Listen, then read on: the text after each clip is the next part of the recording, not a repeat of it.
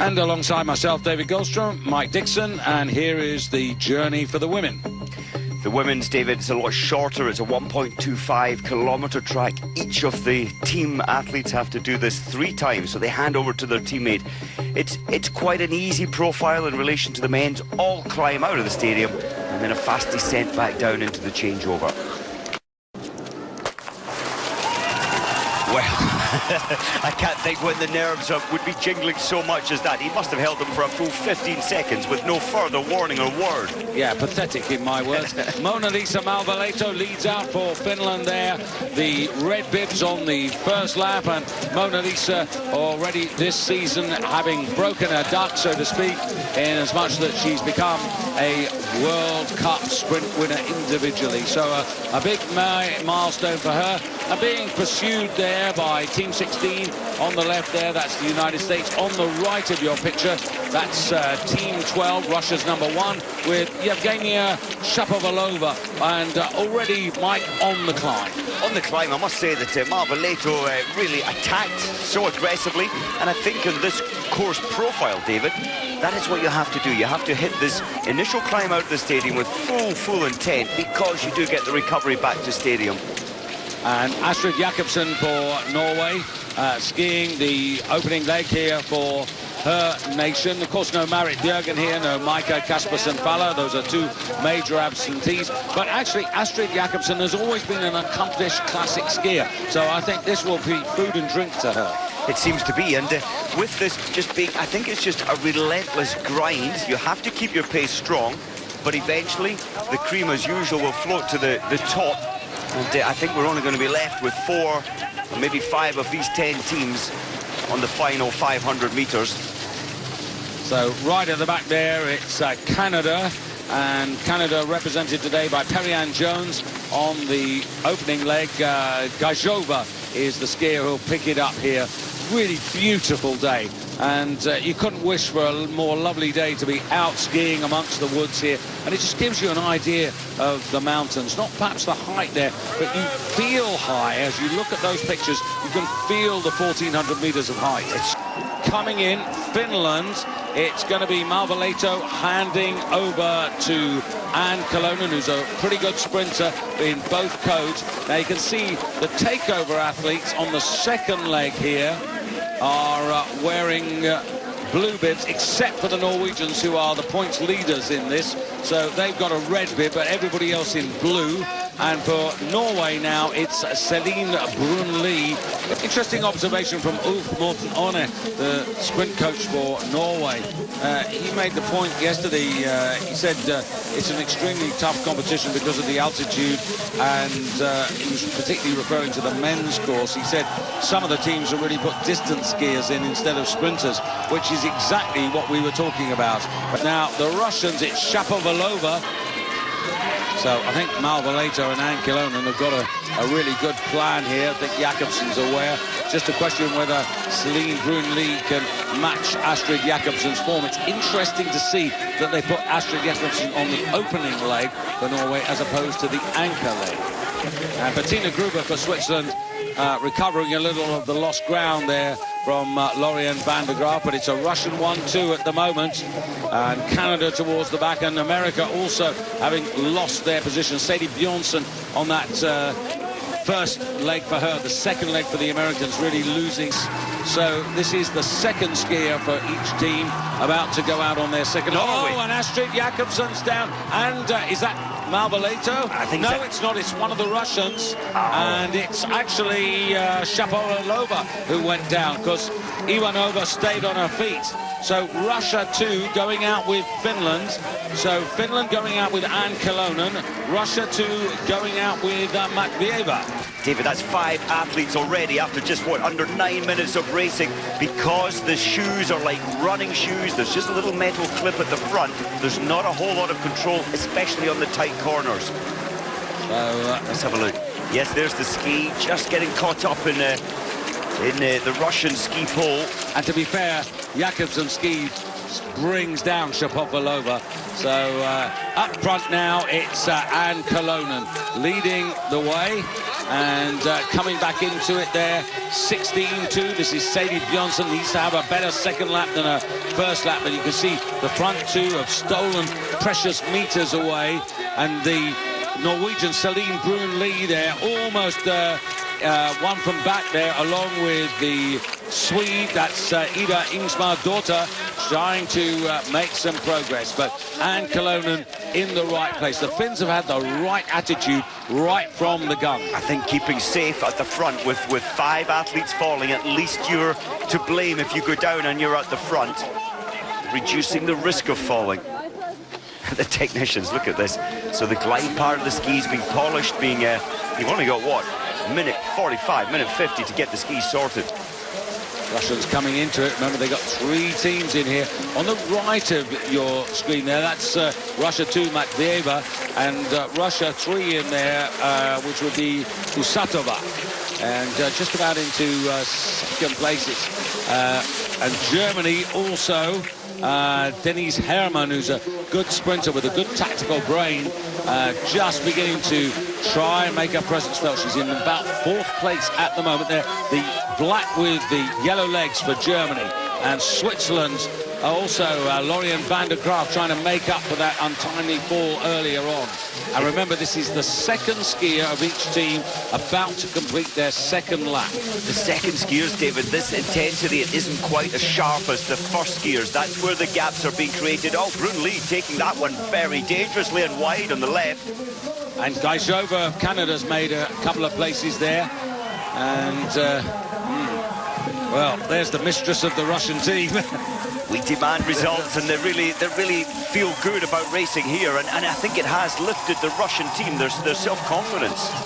So 1 lap for each racer left, and it's the opening racer now to go out on their 3rd and final rotation, and it's going to be Mona Lisa Malvaleto. Now Malvaleto now will really want to make this count. She's going to push hard here, and she's going to really try and open up the gap. Look at the determination, look at the leverage and the strength of the double poling, and she's only taken 1 Russian with her. And out they go, and Russia 2 and 3, Switzerland 4, Germany 5 at the moment. Ivanova, David, showing her absolute strength in double poling. She's nearly on the tails of the Finn, Malvaleto. Yeah, and Ivanova from Russia 2. That's not encouragement, that's an order.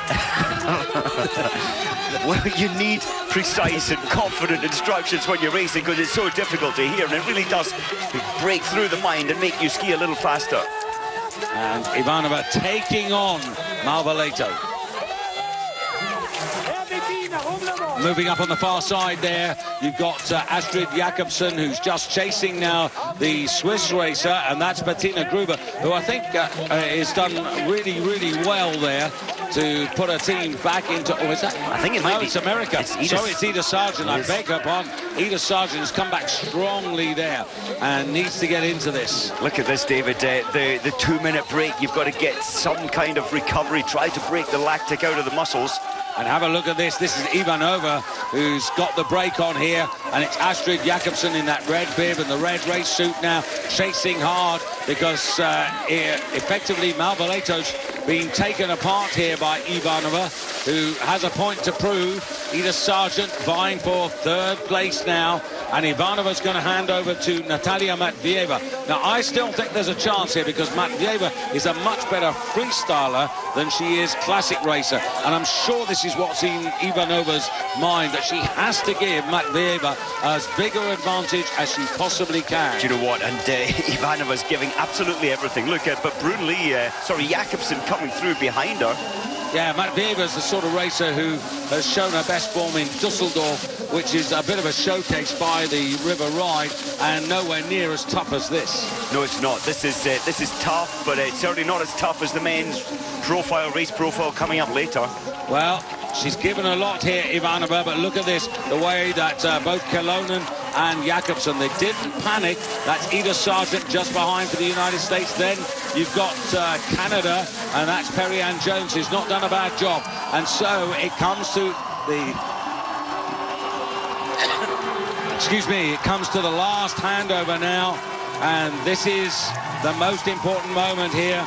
And Ivanova taps Matvieva, and she goes out equal with Anne Kolonen. It's Russia and Finland, shoulder to shoulder. Then Celine Brun-Lee. Then it's Sadie Bjornsson in a dark black race suit for America, being pursued by the Canadian Daria Gajova. And those five are clear of the rest. Can you imagine this for a medal next year, David? This track allows the racing to be so tight, right down to the last leg. There's, what, 5 teams within 1.4 seconds. There's nothing in the medals. And Team Russia, what's that, Russia 2 coming back into it? Yeah, and also in there, Russia 3 not that far behind. They've the next team that are chasing the front 5, but it's going to be between the front 5 here, and it's Anne Kolonen. And you can see Matvieva. This is what I said. Classic, she just hasn't got the technique, and Kolonen looking just that little bit forward, really getting the purchase and the power. She is Kolonen. There's the lean forward, there's the real aggressive compression through the ski, and look at that, she's just managing to open up the meters. And Matvieva struggling. And there you've got Celine Brun-Lee, and they're all racing for the podium here, and couldn't catch up there. I don't think it was a broken pole, it was just a coach running alongside there to try and give some encouragement. And Anne Kolonen, beautifully balanced, lovely, trying to get as much aerodynamic rest as she can, but she's opened up here by 4 or 5 meters. Celine Brun-Lee's adrift. Canada have overtaken America, and this is all Kolonen. And look at this, Gajova, big burst of speed, and goes from 4th almost to 2nd, and just denied there, having to go round the outside. So impressed with Team Canada. Remember, Peri Jones was down in 10th position for her first leg and her second leg. Gajova really is bringing something special here.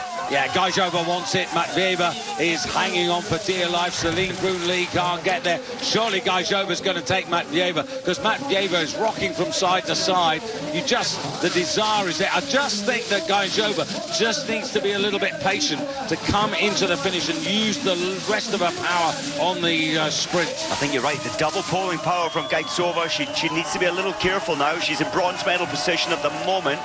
Yeah, but Anne Kolonen, this is terrific, and I have to say, hats off to Malvaleto and Kolonen, because tactically they've been absolutely spot on. They've had a challenge from the Russians, but they've seen that off, and look at this. I mean, this is the best part of 100 meters advantage, and this is a nice confidence boost. Now, what's going to happen behind? It's Russia being challenged by Canada, Norway, Celine Brun-Lee trying to come into it as well. Here comes Kolonen, it's Malvaleto and Kolonen take it for Finland. Coming in now, Gajova on the right, does the Russian get there? She does. She does, and Matvieva holds on. I didn't think she was going to be able to do that, but just kept enough back. Canada, who are 3rd, and Norway 4th. Sorry, David, you can just see the skis there from the Russian still on the ground. I think it's 2nd place, and they're not clistered up skis. There's a little fabric underneath which grips onto the snow. That was a masterclass from Kolonen. And Malvaleto. And Malvaleto, but at the end there, to take so much distance out of the rest, Kolonen on fire.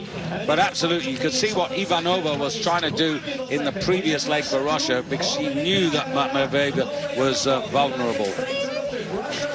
But these combinations, well, the Finn, that's a good combination for Finland, and I think that's going to sustain. Whether the Russian combinations sustain, and of course Norway have options, don't they, because they've got Bjørgen to play with, and also Micah Kaspersen Fallat, particularly in freestyle sprints. And if you imagine Therese Johaug on the classic, or the uphill climb of this, coupled with Bjørgen, there will be a very hard team to beat next year at the Olympics. Yeah, particularly at altitude, and particularly because of the toughness of the course. And there you can see the Russian boot, about a boot length ahead of Gajova. I think Gajova could have won that, but I think she, when she didn't get into 2nd place, she kept trying, and I think that was the wrong thing. She just used a bit too much energy, having been denied the first time. Just got a bit too too anxious. I think if she'd have contained it and then gone, she might have got McDaver. Well, I saw the Canadian coaches filming this, so for next year they'll be learning maybe slightly more intelligent tactics.